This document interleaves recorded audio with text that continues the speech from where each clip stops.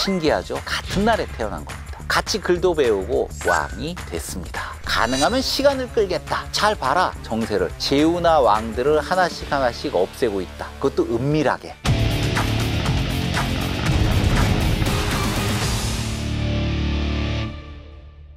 건달 출신 유방이 항우를 이기고 천하를 평정할 수 있었던 가장 큰 이유가 뭐겠습니까? 바로 그의 곁에서 모셨던 신하들 덕분이겠죠. 유방 곁에는 많은 사람들이 모여들게 되는데 봉기 때부터 같이 했던 고향 출신의 인물부터 살펴보겠습니다. 그야말로 어릴 때 무슨 친구이면서 총애를 한 몸에 받았던 노관입니다.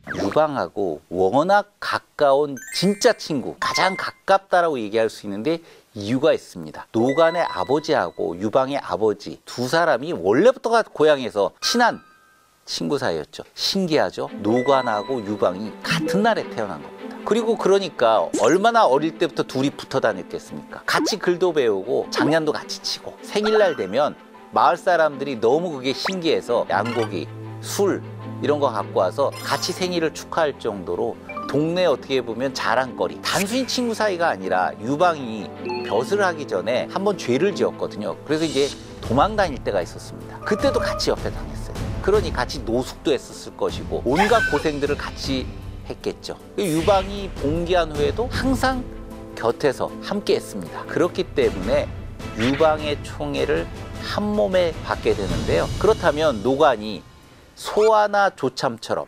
고향에서 출발을 같이 했던, 그리고 공로도 많았던 두 사람과 같은 급으로 총애를 받았느냐? 소아 조참도 굉장히 남다른 예우를 받았지만 가까운 정도로 얘기하면 노관이 최고였죠. 유방이 동쪽으로 진군해서 항우하고 전쟁을 할 때 태위라고 하는 벼슬에 임명해서 유일하게 유방이 자고 있는 침실까지 왔다 갔다 할 수 있는, 그리고 시중을 드는 인물이 바로 노관입니다. 이렇게 가까운 관계로 시중을 든다라고 하는 건 무슨 뜻이냐면, 권력자라고 하는 것, 권력이 있는 사람은요, 자기의 가족이나 친인척 일 또는 남들에게 알려지고 싶지 않은 일들을 처리해 주는 사람이 반드시 필요합니다. 그것도 은밀하게. 그런 사정을 다 알고 있는 게 노관이니까 이 유방 입장에서는 은밀하게 해야 될 일들은 무조건 노관한테 맡겨서 다 처리를 맡겼을 겁니다. 그리고 자기 속에 있는 이야기를 하고 싶을 때 노관한테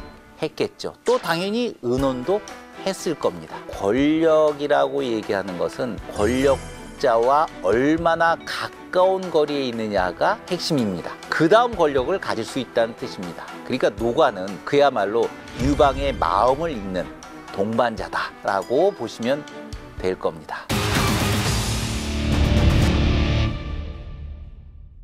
유방이 천하를 통일한 다음에 장안 후에 임명을 하죠. 제후에 임명한 겁니다. 그런데 이 장안은 어디냐면 진의 수도였던 함양입니다. 지금의 이제 시안을 장안이라고 부르는데, 얼마나 총애를 했으면 바로 수도 옆에, 더구나 과거 진의 수도였던 심장부의 제후로 임명을 했겠습니까? 그만큼 총애했다.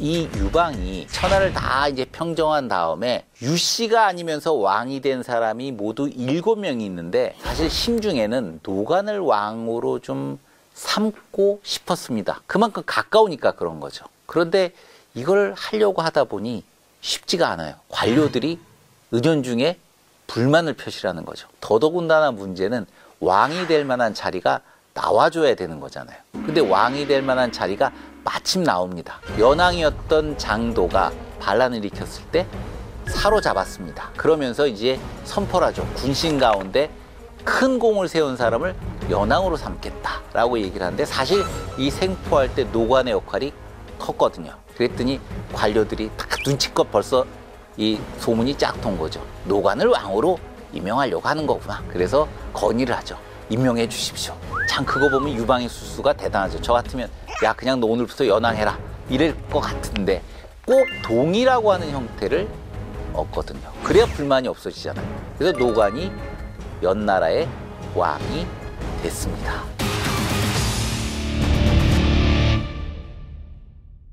노관, 이게 단순히 성실하게 옆에서 열심히 보좌만 했던 것이 아니죠. 한고조 11년에 진이가 이 중요한 지역이죠. 대땅에서 반란을 일으킵니다. 그랬더니 유방이 한단으로 가서 진이의 군사를 공략할 때 역시 노관도 동북 쪽에서 진이의 군대를 공략하게 됩니다. 이때 진이가 흉노한테 구원을 요청을 하게 돼요. 그러니까 이 노관도 야 이거 안 되겠다. 흉노의 개입을 막아야지. 사자를 보내서 진이의 군대는 이미 격파됐으니 당신들 나오지 마세요. 이때 사자로 보냈던 사람이 장승이라는 사람인데요. 흉노에 가서 딱 보니까 전에 연왕이었던 장도의 아들 장현이 망명을 해와 있는 겁니다. 당연히 만나봤겠죠. 아들 장현이 장승을 두고서 이렇게 얘기를 합니다. 당신이 연나라에 중용된 이유가 있다. 바로 이 흉노 오랑캐 사정에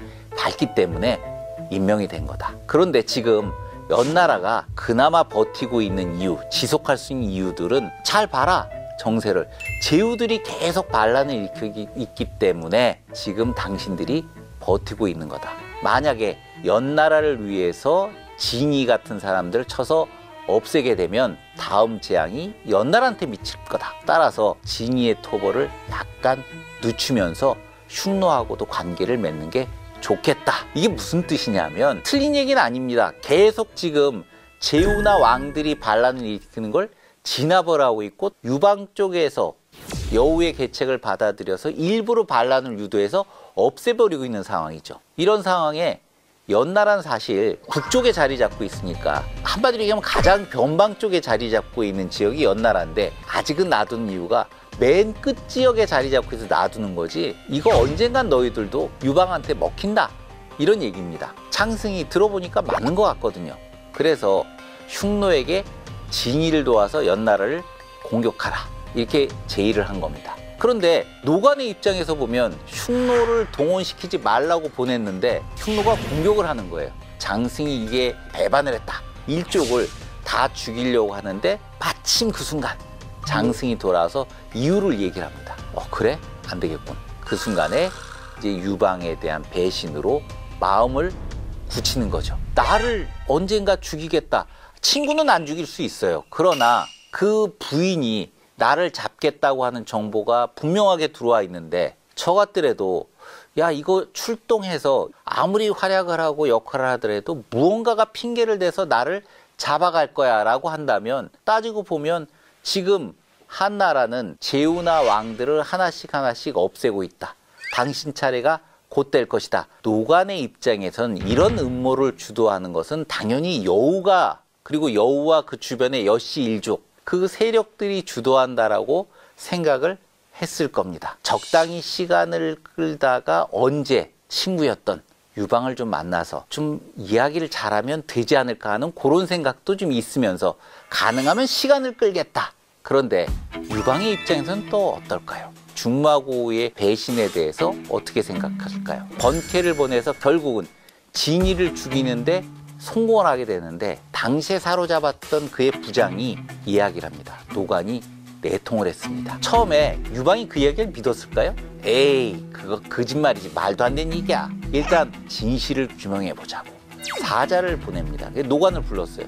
그래서 노관이 제가 지금 아파서 못 가는데요. 이 자식이 안 오네? 그 다음 좀 더 이 측근이었던 심의기를 보내서 오라고 설득 좀 해라. 심의기가 어쨌든 말은 잘하니까 가서 잘 되겠지 라고 보냈는데 심의기가 오니까 노관이 더더군다나 만나주지도 않고 문 딱 닫아 걸고 숨어 지내는 거죠. 그러면서 가까운 사람한테 말을 조심해야 되는데 하필 자기 속내를 털어놓은 거예요. 자, 현재 유씨가 아니면서 왕으로 남은 사람은 나와 장사왕 오해뿐이다. 작년 봐라. 한신과 팽호를 죽였다. 이거 다 여우가 꾸민 일이다. 그녀의 목표 오직 다른 왕과 큰 공신들을 죽이는 데 있다. 내가 거기에 희생양이 될 수가 있겠냐? 이 이야기가 그냥 있겠습니까? 유방이 이게 진짜 배신했구나. 완전히 그야말로 분노 게이지가 100을 넘죠. 우와 이 자식이 나의 어릴 때 그렇게 가까웠는데 배신을 했단 말이야. 단순히 얘기만 들었으면 아마 배신이라고 생각하지 않았을 텐데 각종 조사를 해보니 배신이 맞구만. 그러니 이제 이거는 놔둘 수가 없다. 그나마 내가 믿을 수 있는 번쾌, 네가 가서 연나라를 쳐라. 번쾌와 노간의 싸움이 될까요? 노간 입장에서는 번쾌 너무 잘 알죠. 저거 1대1로 붙으면 상대가 안 되는데 이럴 때는 어떡한다? 도망가는 게 최고다. 그래서 자기 밑에 있는 식구들과 기병 수천 명을 데리고 바로 만리장성 밖으로 도망가서 유방이 병이 나오면 가서 제가 죽을 죄를 졌습니다. 사정이 이러이러해서 그렇습니다. 라고 얘기를 하려고 하는데 이런 운도 없죠. 소식이 전해집니다. 유방이 돌아가셨습니다. 오, 나 완전히 그야말로 끈 떨어진 못했다. 믿을 건 유방밖에 없는데 그래도 자기가 찾아가면 설마 자기를 죽이게 하겠냐. 만난을 줄 것이고 내가 상황이 이러이러해서 잠깐 내가 좀 그랬다. 친구야 좀 봐주면 안 되냐 라고 얘기하려고 했을 거예요. 그러니 할 수 없이 노관은 흉노로 도망가니까 흉노에서 대우를 해줘야 될 수밖에 없겠죠. 야 그냥 넌 노왕해라 이렇게 되는데 얼마나 노관은 속이 터졌겠습니까? 스트레스 잔뜩 받았겠죠. 결국 1년여 만에 그 흉노의 땅에서 나는 하늘나라로 돌아가고 싶어. 고향 한번 봤으면 좋겠어. 이렇게 노래를 부르다가 결국은 병들어 죽으면서 이 집안의 비극은 그렇게 끝나고 마는 거죠. 인생의 최고의 정점에 올랐다가 순식간에 추락하는 일들이 너무 많은데 왕이 됐으면 최고의 자리에 오른 셈이죠. 그러나 그 자리를 지키기에는 노간의 인간됨과 궁량이 그 정도가 되지 않은 거죠. 거기에 걸맞는 그릇이 되도록 노력을 해야 되는데 노간은 그런 노력들을 벌이진 않았을 겁니다. 결국 이게 추락을 낳게 된 이유이기도 하죠.